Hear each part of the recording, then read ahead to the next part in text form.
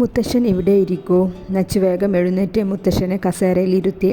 ഞാനൊന്ന് നോക്കട്ടെ മുത്തശ്ശ. നച്ചു മുത്തശ്ശൻ്റെ റൂമിലേക്ക് പോയി. കൂടെ ശ്രീയും. ശ്രീയേട്ടാ, എന്താ ചെയ്യുക? മുത്തശ്ശൻ ആകെ ടെൻഷനിലാണല്ലോ. നച്ചു, നീ ഇങ്ങനെ വെപ്രാളപ്പെടല്ലേ.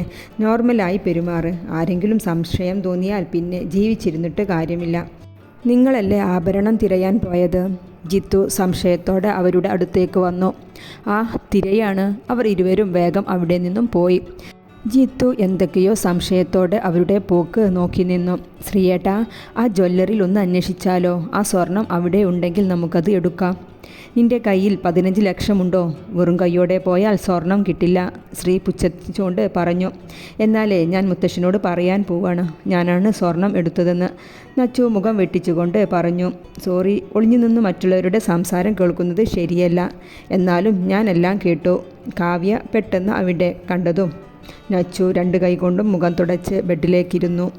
നിങ്ങൾ പേടിക്കണ്ട, ഞാൻ ആരോടും പറയില്ല. നിങ്ങൾക്ക് ആ സ്വർണ്ണ മോഡൽ അറിയുന്നുമെങ്കിൽ സെയിം ഡിസൈനിൽ ആർട്ടിഫിഷ്യൽ ഉണ്ടാക്കാമല്ലോ. നച്ചു, നല്ല ഐഡിയ ആണല്ലോ, ശ്രീ നച്ചുവിനെ നോക്കിക്കൊണ്ട് പറഞ്ഞു. നിൻ്റെ കയ്യിൽ ആ സ്വർണത്തിൻ്റെ ഫോട്ടോ ഇല്ലേ? ആ ശ്രീയേട്ട, എൻ്റെ ഫോണിലുണ്ട്. എന്നാൽ നീ അത് വാട്സപ്പ് ചെയ്യ്, ഞാൻ ബാക്കി കാര്യങ്ങൾ റെഡിയാക്കാം, ശ്രീ പറഞ്ഞുകൊണ്ട് വേഗം ബൈക്കെടുത്തു പോയി. നച്ചു റൂമിൽ അങ്ങോട്ടും ഇങ്ങോട്ടും നടക്കുകയാണ്. ഇടയ്ക്കിടയ്ക്ക് ജനലിലൂടെ താഴെ ഗേറ്റിലേക്ക് നോക്കുന്നുമുണ്ട്. ഇങ്ങനെ ടെൻഷൻ ആവല്ലേ നച്ചു, ഇവിടെ ഇരിക്ക്. കാവ്യ അവളെ ബെഡിലേക്ക് പിടിച്ചിരുത്തി. അത് കാവ്യ, ആർട്ടിഫിഷ്യൽ ജ്വല്ലറി മനസ്സിലാവില്ലേ? അതൊന്നുമില്ല നച്ചു. എന്തിനായിരുന്നു നിങ്ങൾ ഗോൾഡ് വിറ്റത്? കാവ്യ. നച്ചൊന്ന് പറയാൻ മടിച്ചു. എന്തേ നച്ചു? കാവ്യ അവളുടെ അടുത്ത് വന്നിരുന്നു. അത് ശ്രീയേട്ടനെ കാനഡയിൽ പോകാനായിരുന്നു. അതിന് നീ എന്തിനാ നിൻ്റെ അമ്മയുടെ ഗോൾഡ് എടുത്തു കൊടുത്തത്? ശ്രീയേട്ടനെ പോകണമെങ്കിൽ ശ്രീയേട്ടൻ പണം സംഘടിപ്പിക്കല്ലേ വേണ്ടത്. അത് കാവ്യ, ശ്രീയേട്ടന് നല്ല സങ്കടത്തിലായിരുന്നു, അതാ. പിന്നെ എൻ്റെ രീതിയിൽ സഹായിക്കാമെന്ന് വെച്ചു. മോളെ നച്ചു. ഈ സമയം സീത റൂമിലേക്ക് കയറി വന്നു. മോളെ, ഇന്ന മുത്തശ്ശൻ്റെ കുർത്തയും മുണ്ടുമാണ്, ഇതൊന്ന് തേച്ച് വെക്ക്. എന്താ മാമി, മുത്തശ്ശൻ ദേഷ്യപ്പെട്ട് പോകാണോ? കാവ്യാണ് ചോദിച്ചത്. അല്ല കാവ്യ, നച്ചുമോൾക്ക് ഒരു കല്യാണാലോചന വന്നിട്ടുണ്ട്, അതൊന്ന് നോക്കാനാണ്, സീത മുഖം താഴ്ത്തിക്കൊണ്ട് പറഞ്ഞ് പുറത്തേക്ക് നടന്നു. തന്നെ നച്ചു, നീ ഇപ്പോഴേ കല്യാണം കഴിച്ച് സെറ്റിൽ ആവാണോ? നച്ചു ഒന്നും മറുപടി പറഞ്ഞില്ല. അവളുടെ ചുണ്ടിൽ ഒരു വിഷാദച്ചിരി ഉണ്ടായിരുന്നു. ശ്രീയേട്ടാ, എവിടെയാ? എത്ര നേരമായി പോയിട്ട്? സെയിം മോഡൽ മാല കിട്ടിയോ? ആ, വേഗം വാ, ഞാൻ വെക്കാം. നച്ചു ഫോൺ കട്ട് ചെയ്ത് തിരിഞ്ഞതും കാണുന്നത് ബാക്കിൽ നിൽക്കുന്ന ജിത്തുവിനെയാണ്. എന്താ നച്ചു, എന്നിട്ട് സ്വർണം കിട്ടിയോ? അത് ജിത്തുവേട്ട. നച്ചു, നുണ പറയാൻ അറിയില്ലെങ്കിൽ പറയരുത്. ജിത്തുവേട്ട, വാ, ഞാനെല്ലാം പറയാം. അവൾ ചുറ്റും നോക്കിക്കൊണ്ട് അവനെ റൂമിലേക്ക് കൊണ്ടുപോയി. നച്ചു, അവൻ നിന്നെ യൂസ് ചെയ്യാ. അല്ല ജിത്തുവേട്ട, ശ്രീയേട്ടൻ ഒരുപാട് വേണ്ടാന്ന് പറഞ്ഞതാ, ഞാനാണ് നിർബന്ധിച്ചത്. അല്ല നച്ചു, ഈ കല്യാണത്തിന് നിനക്ക് സമ്മതമാണോ? നിങ്ങൾ അറിയുന്നവരാണോ? മുത്തശ്ശൻ്റെ ഫ്രണ്ടിൻ്റെ പേരക്കുട്ടിയാ. നീ കണ്ടിരുന്നോ? ഇല്ല. ഫോട്ടോ പോലും? ജിത്തു വീണ്ടും ചോദിച്ചു. കാണാതെയാണോ നീ കല്യാണത്തിന് സമ്മതിച്ചത്? ജിട്ടുവേട്ട, മുത്തശ്ശനെ എനിക്ക് വിശ്വാസമാണ്. എനിക്ക് വേണ്ടി ഏറ്റവും നല്ലത് മുത്തശ്ശൻ തിരഞ്ഞെടുക്കൂ. നച്ചു തല താഴ്ത്തിക്കൊണ്ട് പറഞ്ഞു. നച്ചു, നീ നിൻ്റെ അഭിപ്രായം തുറന്ന് പറയുക, അല്ലെങ്കിൽ പിന്നെ നിനക്ക് ഖേദിക്കേണ്ടി വന്നാലോ? അത് എൻ്റെ വിധിയാണെന്ന് കരുതും. നച്ചു, വിധി ഒക്കെ നമ്മൾ ഉണ്ടാക്കുന്നതാ. നച്ചു, എനിക്ക് നിന്നോട് ജിത്തു പറയാൻ നിന്നതും. വണ്ടിയുടെ ഓൺ കേട്ട് നച്ചു ജനലിലൂടെ അടുത്തേക്ക് ഓടിച്ചെന്നു. ജിത്തുവിന് പറയാനുള്ളത് അവിടെ വെച്ച് നിന്നു. ശ്രീയേട്ടൻ വന്നു എന്ന് തോന്നുന്നു, നച്ചു പറഞ്ഞുകൊണ്ട് താഴേക്ക് ഓടി. എപ്പോഴും അവൻ വരും ഇടയിൽ, ജിത്തു സ്വയം പറഞ്ഞു. ഈ സമയമാണ് മുത്തശ്ശനും മാമനും നച്ചുവിൻ്റെ ചെക്കൻ്റെ വീട്ടിലേക്ക് പോകാൻ നിൽക്കുന്നത്. ശ്രീ അവരുടെ മുന്നിലേക്കാണ് ആഭരണം കൊണ്ട് വരുന്നതും. ശ്രീ വേഗം ആ കവർ അപ്പുവിൻ്റെ കയ്യിലേക്ക് ഇട്ടുകൊടുത്തു. എന്നാൽ അപ്പു പിടിക്കുന്നതിന് മുൻപ് അത് നിലത്തേക്ക് വീണു. ആഭരണമുള്ള ബോക്സ് തുറന്ന് അതിലുള്ളതെല്ലാം നിലത്ത് വിതറിക്കിടന്നു. ശ്രീ, ഈ ആഭരണങ്ങൾ എങ്ങനെ നിൻ്റെ കയ്യിൽ വന്നു? അപ്പച്ചി വെപ്രാളത്തോടെ ചോദിച്ചു. അത് അമ്മ. ശ്രീ നിന്നു വിയർത്തു. അമ്മ നച്ചുവിൻ്റെ ഫ്രണ്ടിൻ്റെ അടുത്തായിരുന്നു. ശ്രീ നച്ചുവിനെ ദയനീയമായി നോക്കിക്കൊണ്ട് പറഞ്ഞു. ഹാ നച്ചു, നീ അറിഞ്ഞുകൊണ്ടാണല്ലേ ഞങ്ങളെയെല്ലാം 4-5 മണിക്കൂർ നിന്ന് തിരയിപ്പിച്ചത്? അപ്പച്ചി നച്ചുവിനോട് ദേഷ്യത്തോടെ ചോദിക്കുകയാണ്. അത് മാമി, നച്ചു എന്നോട് പറഞ്ഞിരുന്നു. മുത്തശ്ശൻ ദേഷ്യപ്പെടുമെന്ന് പേടിച്ചാണ് അവൾ പറഞ്ഞയഞ്ഞത്. ജിത്തു അങ്ങോട്ട് വന്നുകൊണ്ട് പറഞ്ഞു, ഏതായാലും ആഭരണം കിട്ടിയല്ലോ, അത് സൂക്ഷിച്ച് അകത്ത് കൊണ്ടുവെക്ക്, ചെക്കൻ്റെ വീട്ടുകാർ വിളിച്ചു കൊണ്ടിരിക്കുന്നുണ്ട്, മുത്തശ്ശൻ പറഞ്ഞുകൊണ്ട് ധൃതിയിൽ കാറിൽ കയറി. നിങ്ങൾക്ക് രണ്ടാൾക്കും ഞാൻ വച്ചിട്ടുണ്ട്. അപ്പച്ചി ശ്രീയെയും നച്ചുവിനെയും നോക്കിക്കൊണ്ട് ആഭരണപ്പെട്ടിയുമായി അകത്തേക്ക് കയറി. നച്ചു ശ്രീയെ ഒന്ന് നോക്കി റൂമിലേക്ക് ഓടിപ്പോയി. ജിത്തു ഒരു ദീർഘനിശ്വാസം വിട്ട് അകത്തേക്ക് പോയി. നച്ചു നച്ചു ജിത്തു നച്ചുവിൻ്റെ റൂമിലെ ഡോറിൽ മുട്ടി വിളിക്കുകയാണ്. ഇത് കണ്ടുകൊണ്ടാണ് ശ്രീ അങ്ങോട്ട് വന്നത്. നിന്നോട് എനിക്ക് പുച്ഛം തോന്നുന്നു ശ്രീ, ജിത്തു പറഞ്ഞുകൊണ്ട് സ്റ്റെപ്പ് ഇറങ്ങിപ്പോയി. ശ്രീയേട്ടാ, ഇത്രയും വേണ്ടായിരുന്നു. അവൾക്ക് നന്നായി സങ്കടമായിട്ടുണ്ട്. കാവ്യ ഇവനെ പോലെയുള്ള സെൽഫിഷിനെ അതൊന്നും മനസ്സിലാവില്ല. ശ്രീ, നിനക്ക് വേണ്ടിയല്ലേ അവൾ സ്വർണം വിറ്റത്? നിന്നോടും പറഞ്ഞോ അവൾ? എന്തേ എന്നോട് പറയാൻ പാടില്ലേ? ദേ ജിത്തു, ഇത് എൻ്റെയും നച്ചുവിൻ്റെയും പേഴ്സണൽ കാര്യമാണ്, നീ അതിലിടപെടേണ്ട. ഞാൻ ഇടപെടുക തന്നെ ചെയ്യും. നീ നോക്കിക്കോ ആരാ എന്നെ തടയാ എന്ന്, ജിത്തു പല്ല് കടിച്ചുകൊണ്ട് പറഞ്ഞ് അവിടെ നിന്നും പോയി.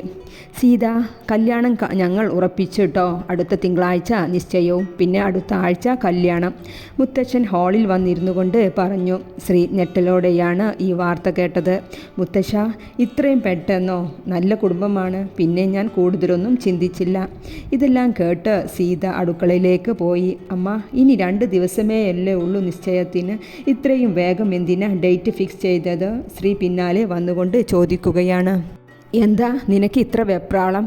നിനക്ക് അവളെ വിവാഹം കഴിക്കണമെങ്കിൽ മുത്തശ്ശനോട് തുറന്നു പറയുക. സീത അവനെ നോക്കാതെ ജോലിയിൽ ശ്രദ്ധിച്ചുകൊണ്ട് പറഞ്ഞു. അമ്മ, എന്താ ഈ പറയുന്നേ? ഞാനും നച്ചുവും ബെസ്റ്റ് ഫ്രണ്ട് അല്ലേ, അല്ലാതെ വേറെ ഒന്നുമില്ല.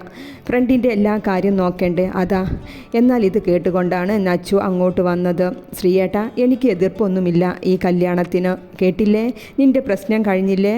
നോക്ക് നച്ചു, വേണ്ട ശ്രീയേട്ടാ, എനിക്ക് ഇനിയൊന്നും കേൾക്കണ്ട. അവൾ തിരിഞ്ഞു നടന്നു. ശ്രീ അവളുടെ പോക്ക് നോക്കി നിന്നു.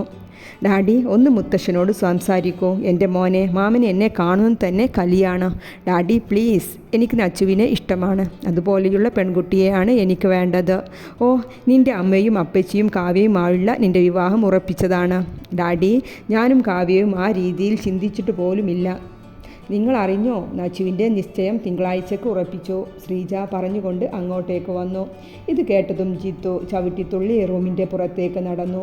നച്ചു, എന്തേ ജിത്തുവേട്ട, മുത്തശ്ശൻ നിശ്ചയം ഉറപ്പിച്ചോ? ആ, തിങ്കളാഴ്ച. മുത്തശ്ശനോട് നിനക്ക് തുറന്നു പറഞ്ഞൂടെ ഈ നിശ്ചയത്തിന് താല്പര്യമില്ലെന്ന്? അതിന് എനിക്ക് താല്പര്യക്കുറവൊന്നുമില്ലല്ലോ. മുത്തശ്ശൻ കാണിച്ചു തരുന്ന ആരായാലും എനിക്ക് സമ്മതമാണ്. എന്നാൽ ഞാൻ പറയട്ടെ മുത്തശ്ശനോട്, എനിക്ക് വിവാഹം ചെയ്തു തരാൻ. എനിക്ക് നച്ചുവിനെ ഇഷ്ടമാണ്. നമുക്ക് സന്തോഷത്തോടെ ജീവിക്കാം. ഓ, വേഗം ചെല്ല്, മുത്തശ്ശൻ ഇപ്പോൾ കെട്ടിച്ച് കയ്യിൽ തരും, ശ്രീ പുച്ഛിച്ചുകൊണ്ട് പറഞ്ഞു. അവിടേക്ക് വന്നു. നോക്ക് ശ്രീ, ഞാൻ നച്ചുവിനോടായിട്ടാണ് സംസാരിക്കുന്നത്, നിന്നോടല്ല. നിങ്ങൾ രണ്ടാളും ഇവിടെ വഴക്കിട്, ഞാൻ പോവാണ്. നച്ചു അവളുടെ റൂമിലേക്ക് പോയി. ശ്രീ ജിത്തുവിനെ പുച്ഛിച്ചുകൊണ്ട് നച്ചുവിൻ്റെ പിന്നാലെ പോയി. നച്ചു, നിന്നോട് അവൻ എന്തൊക്കെയാണ് പറയുന്നത്? ശ്രീ അവളുടെ പിന്നാലെ ധൃതിയിൽ വന്നുകൊണ്ട് പറഞ്ഞു. നീ ചെയ്തത് അത്രയൊന്നും ആയിട്ടില്ല. നച്ചു, ഞാൻ അങ്ങനെ പറഞ്ഞെന്ന് വെച്ച് ആരും നിന്നെ ഒന്നും പറഞ്ഞില്ലല്ലോ, പിന്നെ എന്താ? ഓ, എനിക്ക് മുത്തശ്ശൻ്റെ മുഖത്ത് നോക്കാൻ പറ്റാതെ ആക്കിയില്ലേ? അതൊന്നും വലിയ കാര്യമല്ല, ശ്രീ നിസ്സാരമാക്കി പറഞ്ഞുകൊണ്ട് അവളുടെ ബെഡിലേക്ക് ഇരുന്നു. നിങ്ങൾ രണ്ടാൾക്കും ഏത് നേരവും തമ്മിൽ തല്ലലാ തന്നെയാണോ പണി? ചോദിച്ചുകൊണ്ട് സീത അങ്ങോട്ട് വന്നു. അമ്മക്കറിയോ ജിത്തു എന്തൊക്കെയാ ഇവളോട് പറഞ്ഞതെന്ന്? എന്താ ജിത്തു പറഞ്ഞേ? ഈ നിശ്ചയത്തിൽ നിന്ന് ഒഴിവാകാൻ പറഞ്ഞു ഇവളോട്. ഓ, അതൊക്കെ വിട്. എത്ര നല്ല കൂട്ടരാ അവർ, നല്ല ചെക്കനും ഡോക്ടറാണ്. ഞങ്ങൾക്കെല്ലാവർക്കും വളരെ ഇഷ്ടമായി. ഓ, അമ്മയുടെ മുഖം തെളിഞ്ഞല്ലോ, നല്ല കാര്യം. ഇന്നലെ അല്ലായിരുന്നോ കരഞ്ഞു നടന്നിരുന്നത്? സ്ത്രീ ചുണ്ടുകൂട്ടിക്കൊണ്ട് പറഞ്ഞു. അല്ല, എൻ്റെ മോൻ എന്തിൻ്റെ സന്തോഷത്തിലാണ് എല്ലാവരോടും ഇങ്ങനെ ചാടിക്കടിക്കാൻ നടക്കുന്നത്? ഞാൻ അടിയുണ്ടാക്കും ആ ജിത്തുവിനോട്, എനിക്ക് അവനോട് ദേഷ്യം തോന്നുക, സ്ത്രീ പല്ലു കടിച്ചുകൊണ്ട് പറഞ്ഞു. സീത അവനെ തന്നെ അല്പനേരം നോക്കി നിന്നു. പിന്നെ നച്ചുവിൻ്റെ അടുത്തേക്ക് വന്നു. നച്ചു, സത്യം പറയ്, നിൻ്റെ ഫ്രണ്ട് ആഭരണം വാങ്ങിയോ നിൻ്റെ അടുത്ത് നിന്ന് അവൾ കണിയാൻ വേണ്ടി? നച്ചു ഒന്ന് പരുങ്ങി. പിന്നെ ശ്രീയെ നോക്കി. ശ്രീ വേഗം സീതയുടെ ബാക്കിൽ പോയി നിന്നു. ഒന്നും പറയല്ലേ എന്ന് ആംഗ്യം കാണിച്ചു. നച്ചു വീണ്ടും എന്തോ പറയാനായി നിന്നതും ശ്രീ സീതയെ വലിച്ച് താഴേക്ക് കൊണ്ടുപോകാൻ നോക്കുകയാണ്. അമ്മ, അച്ഛൻ അന്വേഷിച്ചിരുന്നല്ലോ, വാ പോയി നോക്ക്, നിശ്ചയത്തിൻ്റെ കാര്യം സംസാരിക്കാനാകും. അവൻ സീതയെ ഉന്തിത്തള്ളി അവിടെ നിന്നും പറഞ്ഞയച്ചു. നച്ചു നിർവികാരത്തോടെ ഇതെല്ലാം നോക്കി നിന്നു. രാത്രി മുത്തശ്ശൻ നച്ചുവിൻ്റെ റൂമിലേക്ക് വന്നതാണ്. മുത്തശ്ശ സോറി, അവൾ മുത്തശ്ശൻ്റെ അടുത്ത് വന്നിരുന്നു കൊണ്ട് പറഞ്ഞു. എന്തിനാ സോറി മോളെ, മോളുടെ സ്വർണ്ണമല്ലേ, നിൻ്റെ ഇഷ്ടത്തിന് എന്ത് ചെയ്താലും മുത്തശ്ശന് ഒന്നുമില്ല. പിന്നെ മുത്തശ്ശൻ കല്യാണം ഉറപ്പിച്ചിട്ടുണ്ട്, മോൾക്ക് ചെക്കനെ കണ്ട് സംസാരിക്കണമെന്നുണ്ടോ?